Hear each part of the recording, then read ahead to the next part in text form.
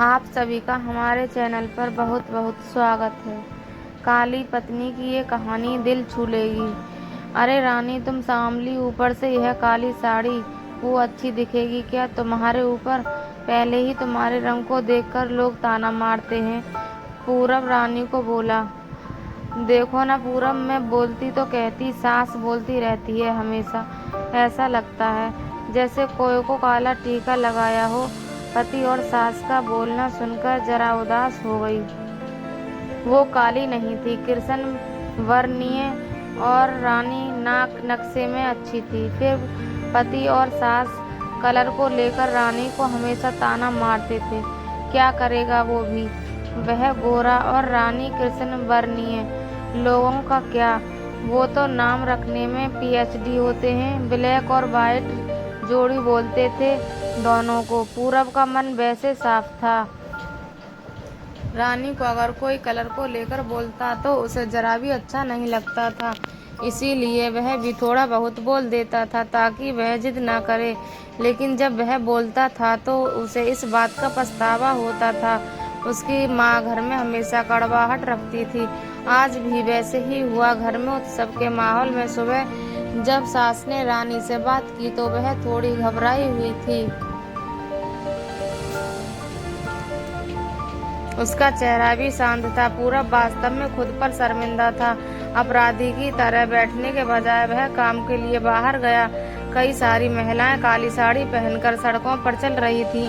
सभी ही गोरी थीं ऐसा नहीं था, लेकिन उन पर वह काली साड़ी अच्छी लग रही थी। पूरब काम की जगह पर गया।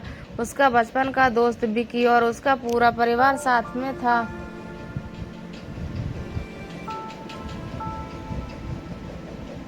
जान पहचान हुई तभी पीठ के पीछे से विक्की की पत्नी आई। वह भी काली सांवली ही थी, काली साड़ी पहनी थी उसने। पीछे से एक आवाज आई, प्रतीक्षा दीदी, अच्छी दिख रही हो आप। आपकी साड़ी भी अच्छी है और आप भी। प्रतीक्षा के चेहरे पर खुशी आई। उससे ज्यादा विक्की खुश हो गया था। पूरब विक्की को कुतूहल से देख रहा था। विक्की ने वह देखा और जाना वो पूरब के सवालों को हल करना चाहता था।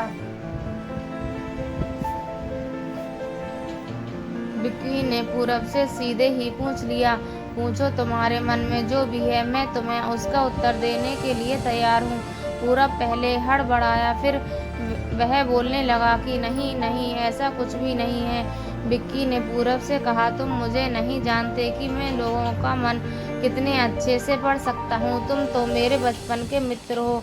तुम्हारे मन की बात भला मुझसे कैसे छुपी रह सकती है। विक्की आगे बोला, चलो ठीक है,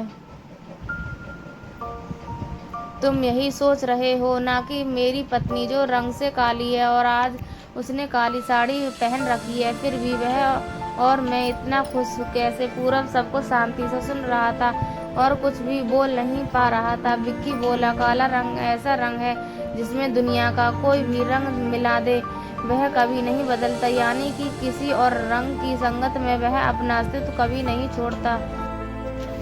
इसी प्रकार प्रतीक्षा भी दिल से एकदम उस कलर के जैसी है, कभी भी रंगीन न होने वाली लड़की है। वह अपने मर्जी से जिए, यही मुझे लगता है। मैं उसे खुश देखना चाहता हूँ। लोगों का क्या, वह तो बैठे ही हैं बुरा भला बोलने के लिए।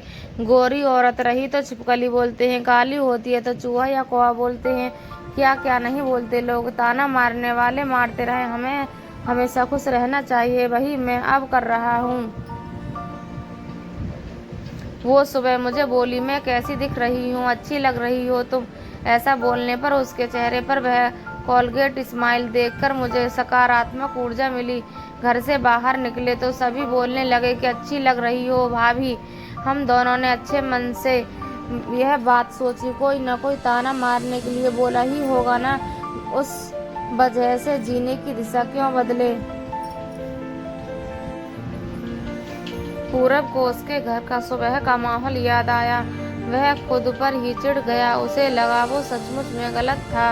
मैं ही रानी को दुख देता हूँ उस वजह से, जब सब उससे बोलते हैं। अब मुझे ही अपनी भूल सुधार कर उससे माफी मांगनी होगी। उसने हंसते हुए विक्की को अलविदा कहा। अपना काम निपटा कर वह एक साड़ी की दुकान पर गया। रानी के लिए उसने काले रंग की साड़ी ली और घर गया। घर जाने के बाद रानी शांत बैठी थी। उसने रानी को आवाज दी और साड़ी उसके हाथों में दे दी। रानी को जरा अलग ही लगा। उसने प्रश्नार्थक नजरों से पूरब की ओर देखा। उसने बॉक्स खोलकर देखा तो काले रंग की साड़ी थी। रानी, मैं लाया हूँ तुम्हारे लिए यह साड़ी, आज पहन के दिखाओ कैसी दिखती हो तुम। अच्छी नहीं लगी तो बदल देंगे साड़ी को। देखने तो दो कैसी दिखती हो तुम इस रंग में। रानी को जरा अच्छा लगा। चलो तैयार हो जाओ जल्दी, हम जरा बाहर जाकर आते हैं, एक क्लाइंट के पास जाना है, उन्होंने बुलाया है। जोड़ी में पूरब का बोलना सुनकर रानी तैयार होने गई।